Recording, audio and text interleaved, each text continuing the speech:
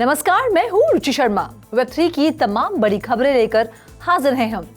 भारत सरकार कथित तौर पर अपना पहला क्रिप्टो अवेयरनेस कैंपेन शुरू कर रही है।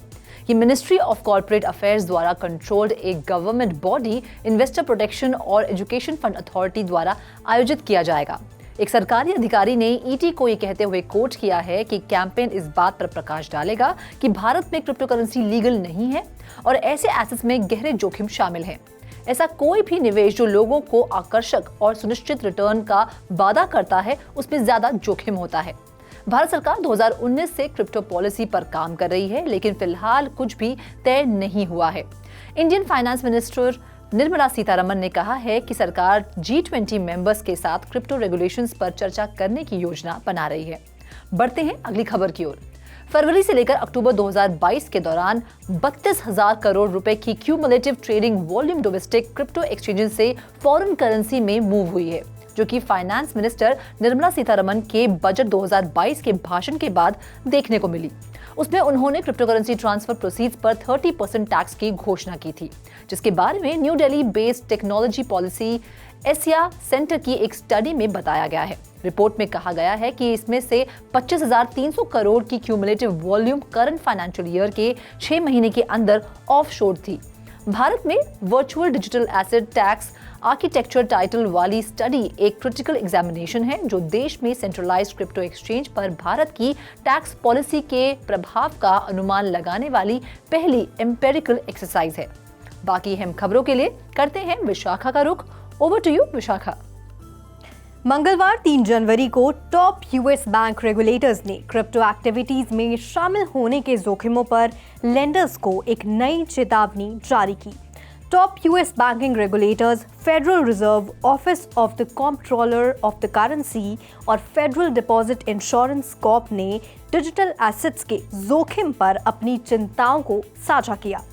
संबंधित एजेंसियों के अधिकारियों ने कहा कि जो जोखिम किसी भी स्थिति में मैनेजेबल नहीं है, उन्हें बैंकिंग सिस्टम में माइग्रेट नहीं किया जाना चाहिए।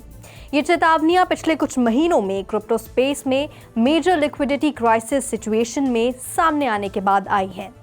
क्रिप्टो एक्सचेंज FTX के कोलैप्स की वजह से लाखों कस्टमर्स अपने क्रिप्टो इन्वेस्टमेंट खो रहे हैं।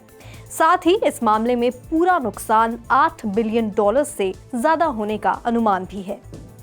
अब बढ़ते हैं अगली खबर की ओर। Solana based NFT marketplace magic Eden पर इमेजेस ने यूजर्स के NFTs के बजाय पोर्नोग्राफिक कंटेंट और popular sitcom series the big bang theory प्रदर्शित की। मैजिक ईडन ने बुधवार सुबह ट्वीट किया कि उसके थर्ड पार्टी इमेज प्रोवाइडर से कॉम्प्रोमाइज किया गया था, लेकिन पुष्टि की गई कि मार्केटप्लेस को हैक नहीं किया गया था और यूजर्स के NFTs सुरक्षित थे। मैजिक ईडन के एक प्रतिनिधि ने crypto currency news outlet decrypt को बताया कि उसे इस मुद्दे के बारे में पता था और इसे 1 घंटे के भीतर ठीक कर दिया गया। उसने यूजर्स को अपने ब्राउजर को फिर से शुरू करने की सलाह दी अगर वे अभी भी गलत इमेजेस देखते हैं। मैजिक ईडन ने सिक्योरिटी कंसर्न्स की वजह से थर्ड पार्टी इमेज प्रोवाइडर का नाम नहीं लिया। किसी एसेट की ऑथेंटिसिटी अक्सर इमेजेस या आर्टवर्क्स के रूप में ब्लॉकचेन पर मिंट किए गए NFTs टोकन का इस्तेमाल करके निर्धारित की जा सकती हैं। Over to you Sandeep.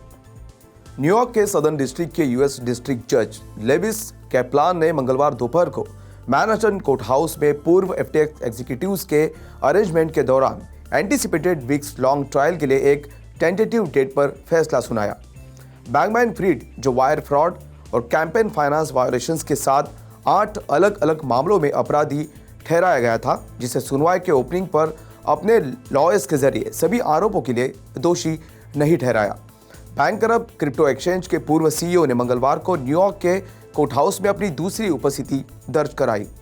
पिछले हफ्ते बैंकमैन-फ्रीड की पहली उपस्थिति के रिजल्ट में उन्हें एक पर्सनल रिकॉग्निशन बॉन्ड पर रिहा कर दिया गया और कुछ ही समय बाद कैलिफोर्निया में अपने माता पिता के घर वापस आ गए। वॉल स्ट्रीट जर्नल में पहले की एक रिपोर्ट के मुताबिक आज उनके दोषी नहीं होने की उम्मीद थी। असिस्टेंट US अटॉर्नी डैनियल सासून ने अदालत को बताया कि प्रोसिक्यूशन को उम्मीद है कि इसकी खोज का बड़ा हिस्सा आने वाले हफ्तों में पूरा हो जाएगा। उन्होंने कहा कि गवर्नमेंट अगले कई हफ्तों के भीतर उन मटेरियल्स को प्रोड्यूस करेगी जो पहले से ही एक्सेस की जा चुकी है।